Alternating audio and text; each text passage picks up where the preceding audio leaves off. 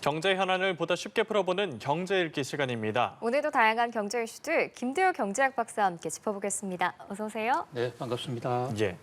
이복현 금감원장이 어제 은행장들과 간담회를 진행했습니다. 가계대출과 관련한 금융당국 혼선에 대해서 공식으로 사과를 했는데요. 아울러서 은행의 자율적인 대출 관행이 자리 잡아야 한다는 입장을 보였거든요. 어떻게 들으셨습니까? 예, 그동안 말도 많고 사연도 많았던 은행권 대출 심사 규정과 관련해서 일단 금융감독원의 이복현 원장이 국민들에게 사과하는 그런 모습을 보였습니다. 예. 매우 이례적인 현상인데요. 금융감독원장이 이런 일로 사과한 그 전례가 없고 특히 이복현 원장은 그동안의 그 정책을 나름대로 소신 있게 강도 높게 펴왔기 때문에 이번 어떤 정책 전환으로 비칠 수도 있는 이 사과가 상당히 이례적으로 받아들여집니다. 그만큼 시중에 어떤 반향이 크다 이렇게 볼 수가 있는데요. 사실 이복현 원장이 뭐 근본적으로 잘못했다기보다도 또 나쁜 의도를 가지고 있다고는 전혀 그렇게 생각하지 않습니다. 이복현 원장은 늘어나는 가계부채 좀 억제해보자 라는 그런 원칙론 속에서 나름대로의 방안을 강구했는데 이것이 은행권으로 넘어오면서 커뮤니케이션, 의사소통이 좀 잘못되면서 이를테면 가계대출을 억제하라고 그러니까 은행에서는 금리를 올리는 신호로 받아들이고 금리를 올렸습니다. 금리를 올리게 되면 예금 금리를 올리지 않은 상태에서 대출 금리를 올리게 되면 소비자들 부담만 더 커지는 거죠. 그러니까 여기에 이복현 원장이 좀 질책을 많이 하고 강력한 대출 억제책을 했는데 이번에는 대출 억제 정책을 놓자 은행들이 정책금융, 서민금융 이런 것도 줄여버렸습니다. 심지어 집이 있으면 무조건 대출을 해주지 않겠다.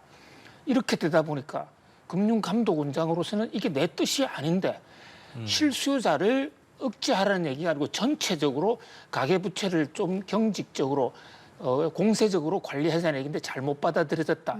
이래서 지금 혼선이 일어나니까 이 혼선을 이제 은행장 회의를 통해서 수습하는 그런 모습인데요. 전체적으로 지금 앵커님 말씀하신 대로 현장에 있는 은행들이 잘 알 테니까 예. 은행들이 원칙적으로 각자의 사정에 따라 그 소비자들 사정에 따라 대출 유무 정도를 판단하게 하라. 그렇다고 해서 금융감독원의 대출 억제 정책이 근본적으로 바뀌었다고는 할 수 없습니다. 그대로 현재 가계대출이 많은 것에 대해서는 계속 통제해 나가겠다. 다만 은행들의 불법 행위라든지 잘못된 행위, 은행에게 전체적인 지금 총량 목표는 이미 전체적으로 주어져 있거든요. 그 안에서 은행들이 알아서 관리하고 거기에 대한 사후적 책임을 금융감독원이 묻겠다. 이런 식으로 일단 금융감독원은 뒤로 빠지고 은행들의 자율적 규제에 무게를 두는 그런 방향으로 정책이 대전환했습니다. 예. 네, 그래서 그런지 은행들이 속속 실수요자 전담 심사팀을 운영하거나 예외 규정을 발표하고 있는데 사실 실수요자랑 투기 수요자를 구분하는 게 쉽지가 않잖아요. 그렇습니다. 말로는요. 투기, 투자 우리 쉽게 얘기합니다만 예. 경제학에서는 이 투기와 투자가 학문적으로 구별되지 않습니다. 나쁘게 보면 모든 주식 투자, 모든 부동산 투자가 다 투기고요. 예. 예. 또 반대로 보면 모든 투기도 투자성을 갖고 있기 때문에 그 구분이 어려운 거죠. 이번에 논쟁이 생긴 것도 바로 실수요자는 보호하면서 전체적으로 가계대출을 억제하라. 그 대목에서 실수요자가 누구냐? 어떤 경우가 실수요자냐? 이 대목에 혼선이 빚어진 것이거든요. 이 혼선은 그렇게 쉽게 사라지지 않을 것입니다. 금융감독원은 손을 떼면서 관치금융의 손에서는 일단 모습을 뗀 모습이지만 근본적으로 대출을 규제해야 된다는 속이기 때문에 각 은행들이 지금 실무팀을 만들고 은행 나름대로 실수요자와 투기수요자를 가려내겠지만 그 과정에서도 은행과 고객의 마찰도 앞으로 계속 진행이 될 것으로 보여지거든요. 예. 자, 이런 대목은 선진국의 경우에는 처음부터 아예 금융당국은 일체의 대출 행위에 개입하지 않고 정부 정책 목표에 따라오지 못하는 은행에 대해서는 인허가권으로 뒤에서 통제를 하고 알아서 책임 경영을 하다. 이런 것이 100여 년 이상 굳어져 왔는데 우리는 그동안에 금융감독 당국에서 모든 것을 다 어떤 일일이 지침까지 준 상태인데 이것을 과연 은행들이 제대로 해낼 수 있을까? 다만 정책금융, 이를테면 버팀목 대출이라든지 디딤돌 대출, 신생아 대출 이런 국가 정책 차원의 추진하는 이것은 국가적인 차원에서 혼선이 없도록 일관성 있게 유지될 것으로 보입니다만은 앞으로 대출 창구에서 소비자들과 은행 간에 상당한 갈등과 논쟁이 예상이 됩니다. 예, 이런 정책 혼선 속에서 은행권 가계대출은 계속 늘고만 있고 있거든요. 이런 규제들이 힘을 제대로 못 쓰고 있는 건지 이러다가 부동산, 집값에도 좀 영향을 줄 걸로 보이죠. 8월 달에 가계대출이 급격히 늘어나서 한 달 새 9조 3천억 원이나 증가했습니다. 예. 자, 이 대목 이런 속도로 늘어난다고 그러면 우리 가계대출은 위험 수준으로 폭발할 수도 있습니다. 그러나 다행스러운 것은 8월 달에 가계대출 폭증세는 매우 일시적인 것으로 이 증가세가 좀 둔화될 것으로 보입니다. 예. 왜냐하면요.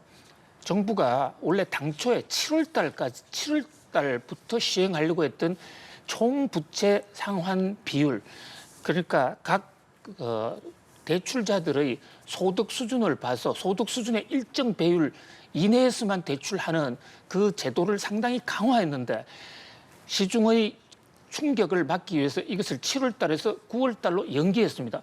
그러다 보니까 9월 달부터는 대출이 한도가 한 30% 정도 평균 줄어들게 됩니다. 네. 그러다 보니까 이제 DSR이 줄어드니까 그 줄어들기 전에 돈을 대출받자 해서 막차 대출이 굉장히 많았거든요. 그런 각도에서 8월 31일까지는 이례적으로 대출이 많았다. 그러니까 DSR을 9월 달부터 시행하는 데 따른 엄청난 비용을 치렀다 이렇게 볼 수가 있는데요.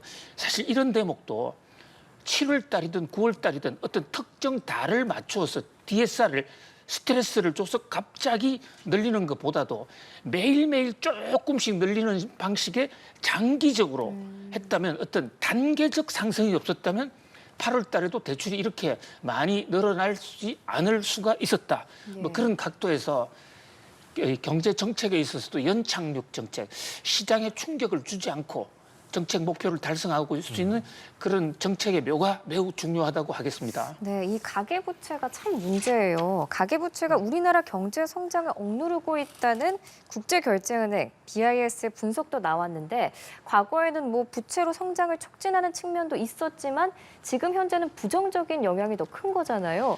이 리스크 관리 어떻게 해야 될까요? 예, 지금 경제학적으로 보면요, 부채는 경제 성장을 위해서 매우 고마운 존재입니다.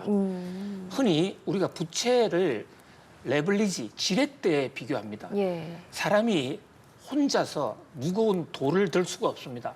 이집트의 피라미드, 만약에 부채가 없었다면 짓지 못했을 것입니다. 무슨 말씀이냐면 이집트의 피라미드는 지렛대라는 걸 가져와서 그 무거운 무게를 들어 올렸거든요. 예. 바로 이 은행에서 빚을 낸다는 건 지렛대와 같은 거예요. 자기가 예를 들어서 1억 원의 소득이 있다. 이랬을 때 지렛대를 자기 능력에 맞게 한 배 내지 2배짜리 지렛대를 가져오면 훨씬 더 공사의 효율이 빨라지는 것이죠. 그래서 부채도 능력이다. 경제학의 교훈이기도 합니다. 근데 문제는 그것이 많아지면 문제예요. 이를테면 우리가 소금 몸에 꼭 필요합니다. 설탕도 필요해요. 많이 먹으면 건강이 급격히 악화되지 않습니까? 예. 자, BIS 국제결제은행인데요. 지금 한국의 가계부채가 GDP보다 좀 높아져 있기 때문에 그 부채 비율이 낮을 때는 부채가 많은 것이 국가 경제 성장에 굉장한 도움이 되지만 나중에 이게 자기 힘을 상환 능력을 넘어서기 시작하면 오히려 부담이 될 수 있다.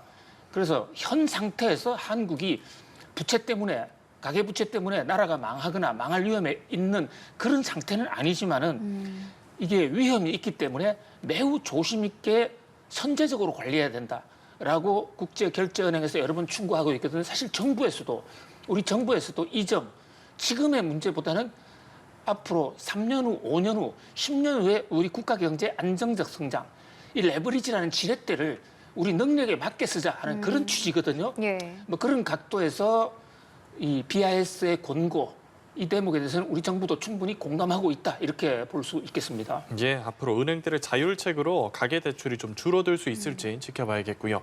삼성전자 주가 얘기로 이어가 보겠습니다. 연일 하락하면서 증권가의 눈높이도 같이 낮아지고 있는데 올해 한때 목표가가 13만 원까지 오르기도 했었거든요. 지금 투심이 약화된 주요 원인이 뭐라고 생각하십니까? 이제 우리 여의도 증권시장에서 삼성전자를 가리켜서 따로 부르는 이름이 있습니다. 예.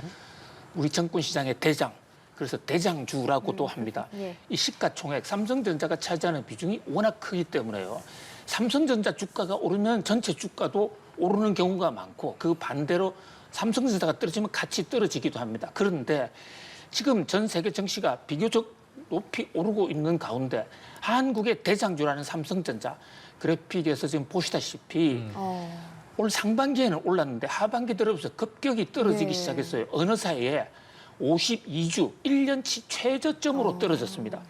다른 나라 반도체 회사들 엔비디아, TSMC, 대만 이런 회사들의 주가가 고공행진은 하는 것과 비교해서는 매우 대조적인 현상인데요. 네. 여기 몇 가지 이유가 있는 것으로 보입니다. 우선 인공지능과 관련해서 삼성전자가 상당히 지금 늦었습니다. 아니 지금 그 물결을 아직도 타고 있지 못합니다. 오히려 SK 하이닉스보다도 훨씬 못해요. 거기다가 밤새 지금 화웨이가 새로운 3번 접는 그러니까 2번 접어서 세 동강 낼 수 있는 예. 그런 트리플 폴더블 폰을 냈는데 사실 이 폴더블 폰도 삼성전자가 효시거든요. 근데 우리는 지금 한 번밖에 접지 못합니다. 예. 그래 화웨이의 기술에 뒤졌다. 거기다가 지금 전 세계적으로 반도체가 인공지능 관련된 반도체는 수요가 늘어나는데 일반 우리 삼성전자가 주로 만드는 D램이라든지 이런 쪽은 지금 단가가 떨어지고 좀 경기가 나쁜 쪽으로 방향을 튼다라는 그런 분위기가 있거든요. 네. 그런 면에서 한국 증시의 대장주 삼성전자의 고민이 깊고 그 고민은 우리 증권시장의 코스피, 코스닥의 하락으로 지금 연결되는 그런 상황입니다. 네, 지금 말씀을 들어보면은 악재가 많은데 삼성전자의 3분기 주가는 어떻게 예상을 할 수 있을까요? 예, 일단 그 가장 중요한 대목이 3분기 실적이 어떻게 나오냐 하는 건데요. 현재 지금 3분기라 하면 7, 8, 9지 않습니까? 거의 3분기 지금 반이 거의 한 70%가 지나가고 있었는데 현재까지 실적이 2분기보다는 좀 좋지 못한 그런 상황입니다. 왜냐하면 D램 가격이 떨어지고 있기 때문에요. 네. 그래서 각 증권사들도 한국투자증권 같은 경우에는 당초 삼성전자가 12만 갈 것이다 했는데 이 목표 주가를 뚝 떨어뜨렸습니다. 9만 6천 원으로 떨어질 것이다. 그 밖에 KB증권, 현대차증권, DB금융 모두가 한결같이 대부분 지금 주가를 하락시키고 있고 전체적으로 지금 전 세계 반도체도 AI는 아직 살아있지만 AI 때문에 좀 과대평가된 것이 아닌가 그런 어떤 지적이 조금씩 나오고 있거든요. 작년보다는 반도체가 낮지만은 그러나 상반기 같은 그런 고공행진은 그렇게 쉽지 않지 않을까. 특히 지금 스마트폰, PC 이게 재고가 많다. 이 재고가 있으면 기업은 부담이 굉장히 커집니다. 물론 앞으로 3분기가 남아있고 또 4분기 기대를 보고 주가가 반영될 것인데 현재로서 단언하기는 어려운데요. 외국인들이 특히 삼성전자를 버리고 많이 떠나고 있습니다. 그런 면에서 좀 삼성전자 분발이 촉구된다라고 할 수 있겠습니다. 예, 알겠습니다. 이제 국제유가 얘기로 넘어가 보겠습니다. 브렌트유 선물 가격이 2년여 만에 배럴당 70달러 밑으로 하락했습니다. 그리고 미 서부 텍사스유인 WTI는 23년 5월 이후 최저치를 기록했는데 어째서 이렇게 떨어진 걸까요? 네, 한마디로 수요, 그러니까 기름을 사겠다 하는 그런 수요가 급격히 줄어들었는데요. 예. 왜 이렇게 기름을 덜 사가느냐? 우선 중국 경제가 좀 상당히 어렵습니다. 거의 마이너스 성장에 가까운 지금 디플레 조짐까지 보이고 있는 상황이거든요. 가장 많이 석유를 사가던 중국이 안 사고 있고 미국도 요즘 그동안의 오랜 금리 인상 때문에 조금씩 경기가 둔화되는 그런 조짐을 보이고 있습니다. 한때 우크라이나 전쟁 때문에 굉장히 유가가 많이 올랐는데 이제 그 효과도 끝나간다. 그런 면에서 국제 유가가요. 브렌트유는 70달러 아래로 떨어지고 미국에서 나오는 대표적인 국제 유가 WTI는 65달러까지 떨어졌는데 네. 일단 원유 수입 비중이 높은 우리나라 입장에서는 실보다 덕이 조금 더 많습니다. 예. 유가가 떨어지면 전기값도 안정될 수 있고 물가도 안정될 수 있습니다. 그러나 모든 것이 반드시 좋은 것만 아니에요. 우리가 석유를 비싼 가격으로 사놓고 그걸 정유 제품으로 만들고 있는 회사들은 지금 국제 유가가 떨어지면 마진 손실이 굉장히 커집니다. 모든 경제 통계가 마찬가지지만 급격히 떨어지면요. 국제 유가가 급격히 떨어지면 경기 침체가 가속화될 수 있습니다. 그래서 누차 강조드립니다만은 조금씩 안전적으로 하락했다가 다시 올라갈 수 있는 소프트 랜딩이 굉장히 중요한데 현재 국제 유가의 하락폭이 좀 그 경계선상에서 왔다 갔다 한다 이렇게 볼 수 있겠습니다. 예, 알겠습니다. 오늘 경제 읽기 김대호 경제학 박사와 함께했습니다. 고맙습니다. 감사합니다.